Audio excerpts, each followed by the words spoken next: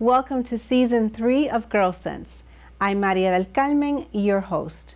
Today's special guest is Brittney Anthony. Brittney and I are different in obvious ways. However, we have a lot in common. We both graduated from two different all-women's institutions. In 2012, while she was completing her undergraduate degree, I was completing my MBA. We both have a love and an appreciation of culture, but there is one journey only she experienced and passed with an A+ that has taught me a lesson. Brittney, I'm so thankful for having you on the Gyrlsense platform. Welcome to the Gyrlsense family. Really, I'm happy to be here. So Brittney, you're a graduate of Mount Holyoke. Yes. Where both your grandmother and great-grandmother. Yes. Wow. Yeah. Also attended. Yes, right? 1914 and 1964. Yeah. Oh my goodness. You must be proud of that, of course. Very much, yeah. I grew up being proud of it, but then especially now being an alumna, even more. Yeah, right? So, so it was you, and so mom didn't go there? No, because it was on my dad's side. Oh, so. On your dad's side, got it, I understand. And so speaking of mom, dad's, great-great-great-grandparents, so are you the only child? Are you? So I have a younger sister who also went to Mount Holyoke. Oh, okay. They should just name the school after you. There will always be an Anthony at Mount Holyoke, yeah. There you go. Mount Anthony Holyoke, how's that? That sounds good, yeah. Right? So after graduating, where did life take you? Yeah, so I started Mount Holyoke with studying biology, but halfway through I decided to change to film studies, so big change. Liberal arts degree, that's usually what ends up happening. Okay. But right after I graduated, about a month after, I moved down to Florida and I worked at Disney World for a little bit. I got an internship with that company, so it was a lot of fun, as you can imagine. How cool was that? It was amazing. It was so amazing. I took some classes at Disney University while I was there, which is like taught by Imagineers, the people who run the place. So got a little insider view on how things run there. It's amazing. So when you made the switch in your career choice, is that because you discovered those skills, or how did that come about? Yeah. I mean, science, drawing, like how was that? I grew up really wanting to be a doctor, and like that was what I wanted to do forever. My second choice for college was actually a 5-year neurobiology degree at Northeastern. So it was a big choice to go to Mount Holyoke for a lot of different reasons. But it's a liberal arts degree, and I would say everyone should get a liberal arts degree, just because it makes you kind of get out of your comfort zone a little bit and take classes that you never thought you would be interested in. Right. And that's exactly what happened to me. My first year, I was like, I need some kind of art class. I might as well take an intro to film. Let me just, because I like watching movies. That works. Yeah. And seeing kind of behind the scenes on how that works really just caught my attention. And by the end of my sophomore year, I was just not interested in biology anymore and just wanted to change course. So you were sold. Yep. But when did the light bulb go out? Like, when did you start doing whatever art form? So is it illustration, or what's the art form? Yeah, I really like working with digital media, so a lot of like 3D animations. Okay. And I also did work on architecture too, so a lot of like the digital media that has to do with architecture as well. So when you found that skill or that new found passion, where do you see yourself with that in the future? That's a really good question, and I swear it changes like every month, where I actually see myself. But the more I go down the path, the more clear it kind of just ends up seeming. And I realized that all of the little things I've done are all kind of coalescing right now into one area, and that's what I'm getting my master's degree in right now, which is video game design. It kind of uses the film studies, the 3D animation, the architecture. It all comes together, and then I can put all that together into like an interactive source of art, which is pretty cool. That sounds very cool. Completely out of my language skills, but sounds really cool. So do you have a little entrepreneurial in you that you can take this elsewhere? You don't have to tell all your secrets. I know, exactly. Yeah, I gotta keep it something secret. I understand the industry. It's pretty competitive. Pretty much, yeah, exactly. So I'm hoping that someday either create one with my friends so that we can create our own games. But I think at some point I would just like to work for any gaming company and work my way up. And I mean, it would be amazing to own my own video game company at some point. Course, like, have so much creative freedom and have a lot of people working underneath me to work with would be amazing. That's amazing. All right. So at some point, just changing gears a little bit, you worked for a summer camp called Girls Leadership? Yes. Tell me a little bit more about that. So I actually really randomly came across Girls Leadership. It actually takes place on the Mount Holyoke campus during the summers, and I had never heard of it while I was there. But about a month after I came back from Disney, so I moved back up to Connecticut, I was looking for something to do because I wanted to go to graduate school, but I needed something to kill some time. And I just happened to be like, let me go onto the Mount Holyoke website and see if there are any jobs available. And it was the first one on there to be a camp counselor at this Girls Leadership camp. And I decided to just apply right that day, and it was a really amazing decision. It's a kind of fate at that point, you know, kind of chalk it up to fate. Yeah, so I worked at Girls Leadership for 2 years, and I was a camp counselor, but I was in the classes that we taught the girls, and I was also there like for their day-to-day, you know, the fun stuff. Cool. And so what were the lessons? So a lot of it had to do with everything that, women and girls from a very young age are kind of told that they need to take up as little space as possible in life, either with their voices or even just who they are as people. And we decided that the company itself wanted to kind of get in early, so like middle school age and high school age, and try to help girls not fall prey to like societal standards. So a lot of the classes had to do with how to speak our minds, it's okay to be considered either angry or have a lot of emotions, and how that might be seen, because a lot of times women can't be considered angry because a lot of different labels are put onto it, like shrill or any of those other terrible things. Any women organization. Exactly. Right. It's sad to say, but you're exactly right. Yeah. So Girls Leadership was really helping these young girls find themselves as people and be able to express themselves as people as well, and then realize that, see society as it's trying to make an impression on them, and either take that in and realize what's happening, or create a block and not let societal standards change who they are as people. That is wonderful. And, sometimes when we are in the leadership role, the teacher role, the counselor role, we're there because they're looking up to us and they want to learn from us and whatever we have to give to them. But in most of the time, it's what we learn from them. Yes. So what did you take away from the 2 years at the camp? The young girls that I worked with were some of the most amazing people I've ever met. They were so smart and informed, and this new generation that's coming up, they know exactly what the world should look like, and they're trying their hardest to make it look like that. And it was really cool to work side by side with those girls instead of just seeing like news reports or anything about seeing these amazing young people. It was really amazing to be there side by side and see them, the gears start to click and things start to click into place, and them realizing where they stood in the world and what they could do to change it. It was amazing.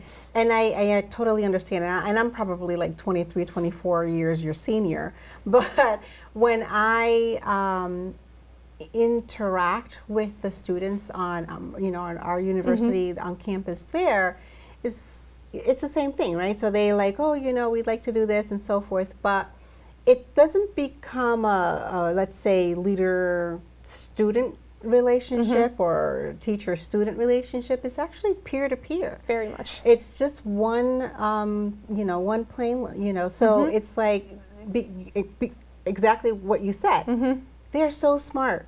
Yes. They're absolutely so smart. They're coming into school already knowing, it's just categorizing it. Yes. Is the way I put it, right? That's a great way of putting it. They come knowing. Yeah.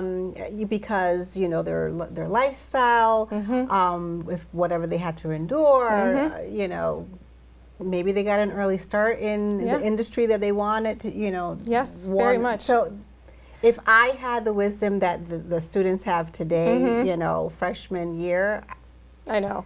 I'd Just be like as an president. example, there was there was these two twins who entered a contest making their own comic book, and like now they have their own comic book that's like out there, and they were just going into high school. It's amazing. It's just amazing what these kids are doing, and it's younger and younger, the entrepreneurs themselves. Very much. And what I'm really happy is that I think slightly the females, the women are slightly a little bit higher with the whole entrepreneurialism. There are more themselves. there are more women college students in the world than men. Correct. So that is correct. says something there.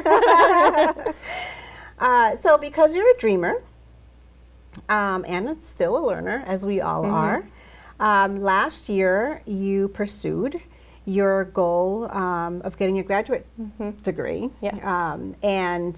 But not just any graduate degree or not just anywhere. You applied, not just did you apply, but you also was accepted to the university, or Kingston University in London. Now, Yes. how exciting, like who decides that? You know?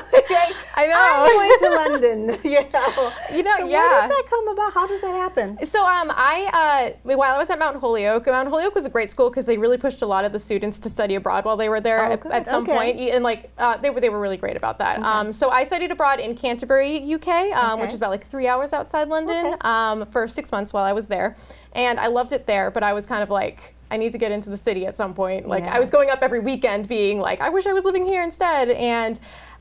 So I kept on, that was always in the back of my mind that I wanted to go back in some capacity. I was always thinking it might be like a job capacity in some way. But I ended up starting to look at grad programs in the United States, and they were all like 4 years long and very specific skill sets that they were trying to teach, and I didn't know exactly if that's what I wanted to do with the rest of my life. And they all cost like upwards of like $100,000. So there were a lot of different things that kind of went through my head as I was looking at these. And it was just one day I was like, why don't I look abroad? Like, I've lived abroad before. I would love to live abroad again. Let me just look again. And I had like a list, and Kingston University has like the #1 video game design degree in the UK. And so I was just like, I'm going to apply there. And I end up, at that time, I saw how all my skill sets up until that point all kind of would work with video game design, and was like, that would be that would be amazing. I could definitely see me going in that path. And it all ended up working out. Connecting those dots all put together. That's exactly You just made that straight line forward. Exactly. Love it. So you had no reservations whatsoever, because you did have prior experience being abroad. So that does help. So while you were there, I know that you studied. I know that you had wonderful grades, and I know you were really into your craft. But how did you have fun? Like, what did you see? Yeah, it was my first time ever living in a city, like a real city. So it was overwhelming at the beginning, just because there was so many things that were just like at my doorstep that I could go out and do. But I kind of wanted to make sure that I wasn't just being a little bit of like a recluse and staying inside and just like my little bubble. So my sister actually came with me. So she's also getting her master's degree at Kingston University. We're really close. Yes. And so it would be the two of us and some of our friends. We would go travel as much as we could. You're so close to Europe and the rest of the world at that point over there. You're kind of at the gateway. Yes. So it would be kind of foolish not to take advantage of that. That's how we saw it. So how special is that? Not only did you decide to travel to London to study, but you get to take your sister with you. It was amazing. That is pretty special. Yes, little slice of home we got to keep with each other. Absolutely. Yeah. So now we're going to get into another subject. Yes. Okay.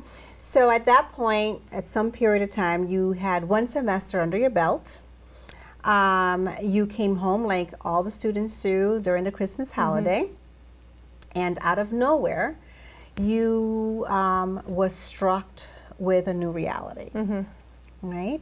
So take us step by step, and you can take your time. Sure. What you endured, how you endured it.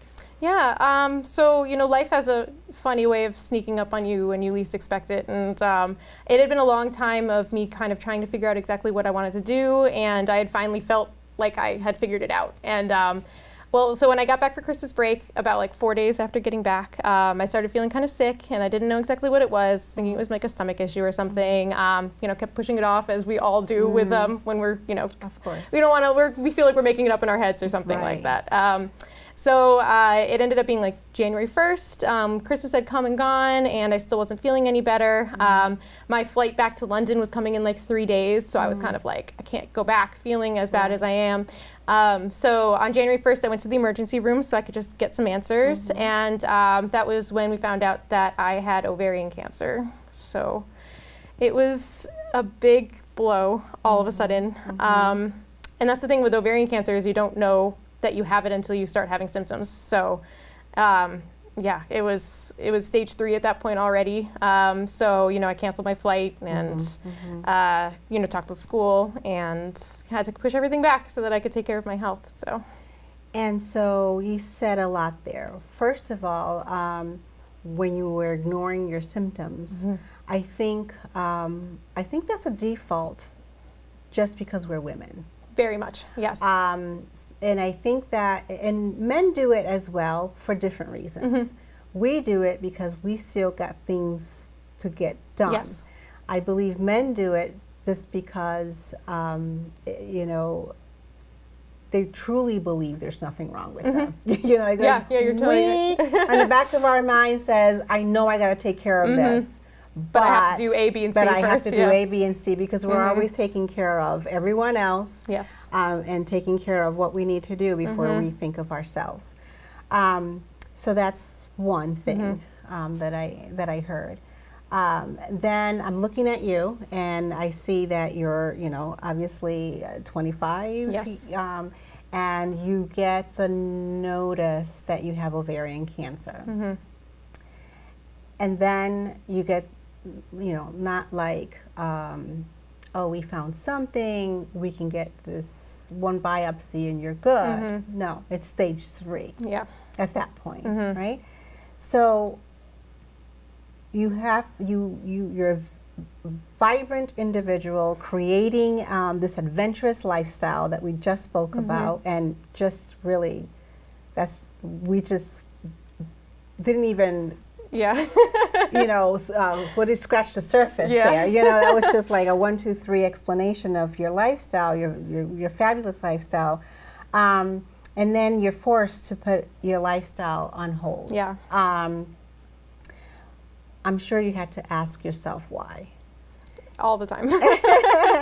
And did you ever come to a conclusion why, or are you still looking for the the answer as to why me, and what other thoughts you know, just came about? What does one think, you know, like, is this for a reason, but why did we have to go so deep? You know, like, that's what all of the things you just said. Yeah. I have gone through my mind a million times since this has happened. And you know, I think I've come to peace with the fact that I don't think I'll ever have a reason as to why this happened. And I think that it was kind of driving me wild when it first happened, because I wanted that answer. You know, I wanted to be like, there has to be a reason. There has to be something that happened to me, or something that I did. Like, you know, I would be hearing about like all these products or something, and I'd be like, there has to be something there. Sure. But you know, I never will have the answer why. I can only move forward with the fact that in the end, it really doesn't matter so much. It really just matters how I go from the future now. So how I run with this. How you run with this. And again, you passed with an A+, as I mentioned earlier in my intro. But then on top of everything, again, you learned that because of this, you needed like a total hysterectomy. Yeah. It wasn't a little explosion for my immediate life. It ended up having these ripple effects into ways that I don't even know yet right now. But yeah, that was definitely one of the harder parts of it, was the knowing that I couldn't create a family of my own, you know, like in the biggest quotations around that. But you know, eventually I got to a point where, again, I stopped asking the same questions, like, why did this also happen to me? You know, those kind of questions. And I feel lucky enough that I was raised in a family that where family was so important and we were so close. And I feel like when you are raised in a family like that, you never think that you won't have a family like that as well. You know, it's never even, not that it's not an option, but you just don't even consider it to be an option yourself, that you won't also have a family. And it kind of made me stop and be like, okay, let me look down this other path of my life where maybe I don't have children, or I do have children and I adopt, or something like that. And there was a lot of clarity in that thought of being like, it's okay, I have options, and this didn't take anything away from me. It mostly just opened up more pathways that I didn't even realize were there in the first place. So that was a long time. It took a long time for me to get there, but that was not an immediate thought. But right. And you have a gift, and that gift is to come to reason. Yes. You know, others would probably be in phase 1 still 6 months later. Yes. You know, and they would not have come to any reason whatsoever. But so it allows you, because of that, to move forward. Yes. It has to be hard when people have to ask you all the time. I know they mean well. Yes. Very much. I always have to remind myself that. Yes. They mean well. But, you know, and in the beginning, you appreciated, because, you know, you probably was categorized under like support, whatever. And then when you brushed yourself off and you're okay, you got this. But when you run into someone and they take you down that journey again, yes. You know, like, how do you feel, or, you know, how do you come up with words to respond to that? And, you know, some days I don't. And I found that, again, this is another lesson that took me a long time to figure out, but was that I had to be okay with the fact that I had days where I didn't have any words. And it felt rude at first when I told people like I didn't want to talk about it, or like I didn't have the words, you know, describing that. But I realized that it was unfair to me to always expect that I should be the person that would talk about it. So that was the first thing, was just realizing it's okay if I don't want to talk about it, or I just don't have it. And that doesn't mean I'm sliding backwards or anything like that, because the next day I might, you know, be able to talk about it really easily. So that was the first thing. It's been day to day, you know, how I feel that day, and it's and again a lot, and what you said before is perfect. It's how you said it, was that everybody has the best intentions in mind, and I can go about it and think like, oh, what do they mean by that, and you know, read into all of it. But in reality, nobody's really trying. No one is trying to hurt me or anything with their questions. What good comes from, you know, holding a grudge or anything like that? Right. So, knowing that your first passion or love for science, pretty much, did you go down that route as to find out scientifically, where did your mind take you back to science? For sure. I thought so. I'm like, I would. Very much. So did it bring you back to science? So like, what did you learn about it? Yeah, so I actually, I decided to get some genetic testing done to see if that was a reason why anything like this had happened to me. And then also, you know, just so that my family can know, like if there's something that they find in me, then it might be in my mother or father, or maybe my sister. So, and you know, like I'm lucky enough to say that I'm BRCA negative, so that's a good plus. But yeah, it was kind of interesting at the same time. Like I had to take a little, I was able to take a little step outside of myself and kind of be like, wow, what this chemo is doing is amazing that it's able to do this in the first place. And I was put on this special kind of chemo for one time where it, instead of going into my bloodstream, it just went right into my abdomen. So it kind of like coated my my organs, which is kind of a weird way of saying it. But I was so like enamored by how amazing of a scientific discovery that was. Like, who had discovered that? Yeah, so I think I was able to kind of take it. It helped me, you know, realize and go through the process, like the steps as it was happening to me. But yeah, it was very interesting. I was able to see a lot of cool things and meet a lot of amazingly smart people through this. And that's what really could lead to my next question. While you were enduring all of this, undergoing all of the treatments and so forth, lots of visits to the hospitals, doctors, appointments and so forth. So I'm sure that you've met many other individuals that were currently going through it with you. Yes. What were the differences that you saw, and how did you all support each other? Yeah, definitely. That's a great question. It was like if you've ever seen a chemo ward like personally or on television or something like that, they usually are all the same, where it's kind of open and we all have the ability to interact with each other. So you meet, I met people from all ages. I was expecting it to be mostly like elderly people who were there, but it was really a wide range. There's actually one woman I met who is a year younger than me, who was 6 months ahead of me at the point. But we basically went through the exact same process. So that was really nice to be able to talk to someone and see how far she had come in the 6 months before me, and she'd also had a hysterectomy and all of those things. So it was nice to be able to. We all just were able to understand exactly what the other person was saying, and like you have a support system and people who haven't specifically gone through it themselves, and they're invaluable. They're an invaluable resource, but no one really understands except for the people who've gone through it as well. So exactly. Even just having a shoulder to lean on or an ear to listen to how you're feeling, and them to completely understand it is means a lot. They understand it internally. Exactly. So eventually, the sad news was starting to convert to good news. Yes. So when were you told that you were no longer, had any trace or evidence of the disease? So I had, right after we found out, I was diagnosed, I had a big surgery, and that actually took care of a lot of the problems. All of the visible signs of cancer were taken out during that surgery. Okay. So, but there were still microscopic signs that, through my blood work and things like that, that we still knew that I had to go through chemo. And I was actually really lucky that after the first time, my first chemo, we went and did my blood work again, and it was extremely better than it was before the first time. And it just continued to get better and better every chemo session. But after about the fourth chemo session, my doctor said that they think that everything's pretty much good, but that the last two are going to be mostly just like as a safety net. Sure. And so it was right after the sixth chemo that I got the remission label. So and congratulations. Thank you. Thank you so much. So was it once a month? Is that what was the duration? Yeah, it was actually every 3 months. 3 weeks. Sorry, so every 3 weeks. Every 3 weeks. Yes. Got it. Okay. And at what moment did you believe, you know what?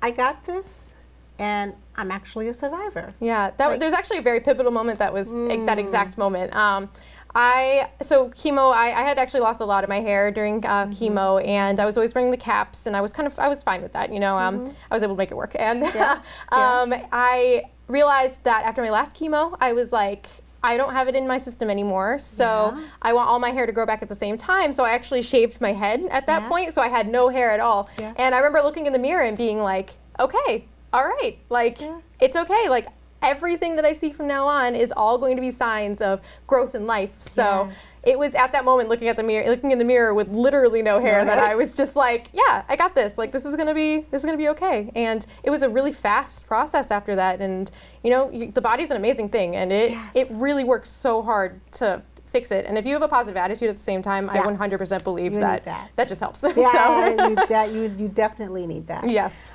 Which is really ironic because for most women, hair is important. Yes. For most women, hair is very important. Very much. So for a woman to look at herself in the mirror completely, shaved, not short. And I didn't have any eyebrows or eyelashes at the time too, so it was nothing. nothing. But to look at yourself that way just tells me that your soul is so clean and pure you see beauty, and I got to see you in that way. And when I looked at you, I didn't think you sick. Yes. I guess if you can understand me. When I saw you, when I would see you, it was more like, oh, there's Brittney, like, oh my God, it's her usual smiley self and her wonderful attitude. Like the sick came later. And then I would walk away. I'm like, oh shoot, I should have asked her if she's okay. It totally was not the forefront. Kind of with me. But my character is I don't like to ask a lot too. Definitely. So and everyone's different. So that was just just a little point on that. It's a fear that you don't realize is a fear with this whole process until you're a part of it. But there's there's a very surface layer fear that's the only thing you're going to get known as. Like that's going to be the pivotal thing that happens to you, or that's how people know you after that. You know, and there's a real fear and like a real reason to be afraid of that. But you know, you have to kind of pull yourself out of it and be like, it's not going to be. You have a long line. You have a long life afterwards that you're going to be able to define yourself with, and this is just going to be a step, like a chapter in your story. Right, so right. It's not the name of the book. Exactly. Great point. And I think it takes more energy, I'm assuming, because you're okay. It takes more energy to convince the person in front of you that you're okay. That's a great point. That's a great point. So you have to like put on the whole smiley whatever, the other one, to like, seriously, I'm good. You know, like, there's a lot of that, yeah. You know? So I think that takes more energy, but your natural state, to me, said it all. So I literally would walk away many times like, oh shoot, I didn't ask. Which is all good. So what has this journey taught you? You know, a lot of things. Yeah. I was going to say, kind of ironically, my New Year's resolution for this year was self-care. So, and then January 1st, this happened. So I think that life doesn't just give you self-care, and it doesn't just give you patience or any of the other resolutions or goals you have for you. It gives you the opportunity to try to do those things. So it doesn't just give it to you and it's in your soul and then you're a patient person. Like it gives you opportunities to be patient, and you have to then realize that this is an opportunity to do your goal. To practice and make good. Exactly. So, you know, I've really learned to take better care of myself, not just physically, but also mentally, you know, giving myself breaks to feel how I want to feel, be a little bit more outward with how I feel at the same time. I used to kind of keep things in before, but now I realize that there's really no good that comes from that. You know, I have to be a little bit more vocal with how I'm feeling. And then just also giving myself breaks and realizing that that I know I'm not perfect, that I can take breaks, I can have bad days, and that's been a really amazing lesson that I've learned through this entire thing. You can tell yourself that and then practice that. Exactly. It's like, why didn't I do this before? Yes, exactly. I totally understand. Like it would have been nice if it didn't take this to learn it, but I did learn it. So. So how do you think you'll incorporate this journey in what you do and the choices you'll make until you're 100 years old? You know, I think that a lot of this has made me look at life and all the little things that happen every day and look at it and be like, you know, I want to take this on, or I want to step out a little bit more out of my comfort zone. And, you know, there were certain comfort zones that I was more than happy to get out of, like traveling or going around, like meeting new people, things like that. But, you know, the other things, like smaller things, being like, oh, no, I'm comfy, I don't want to go out tonight, and then realizing that you had done that all week. You know, things like, small things like that you don't even realize are you know, affecting who you are. I've realized that I really have to say yes to more things, you know, step out of my comfort zone a little bit more. And you just don't know what's going to happen in that day. So looking at all the little good things as big good things and being like, this was a good day, even if really nothing happened, because that's a good thing, you know? It's still a good thing. Yeah, exactly. I'm looking at every day a lot more positively now, which is great. Wonderful. The even greater news is that in a few months, few months, you, my dear, will be returning to London. Yes, I will. To pick up on that chapter. Yes. That vitamin chapter. They have no idea what's going to hit them. Exactly, right? You just needed a little tune-up. Exactly. You're going to come back and hit him hard. And I know that your support system, whether at home, internally, externally, far and near. I know that your pool of support has been wonderful. But what advice would you have for others who have walked in your shoes? Yeah, you know, the biggest thing I had to tell myself a lot was what we were saying before, take each day as it comes. You can, and allow yourself the bad days that come. At the beginning, I felt bad, or I allowed have the black days to kind of pull me down, and it ended up lasting for days when it didn't need to. You know, I could have just, if I had just allowed myself to have one bad day, then the next day would have been a whole new thing. So my piece of advice would be, every day is a new day, and you need to take it as that. So go to sleep and know that the next day you'll wake up and you'll feel however you're going to feel, and you just need to go with that Take that up day. and run. And then realize that the day after that is going to be a different day. And if you're feeling like you have a lot of bad days in a row, you'll eventually have one good day, and then it'll happen like 2 bad days and 2 good days. And before you even know it, you'll be like, wow, I don't even remember when the last bad day was. So that's perfectly eloquently said. Brittney, you and your family have taught me great lessons. Please believe that. Your good spirit, tenacity, literally, as I mentioned before, brightens up the room when you walk in the room. I know, as you have mentioned, that you will take it one day at a time. But there's one thing I do know about you, is that you make no excuses. Thank you. Whatsoever. So I'm proud of you. Again, I'm so happy that you agreed to come on my show, whether this was something outside of your comfort zone or not, or if I helped in any way. Thank you. I'll take it. But I do want to thank you for becoming one of my newest members of the Gyrlsense family. Thank you so much for inviting me on here. You. Thank you. Thank you. I didn't even cry. I know.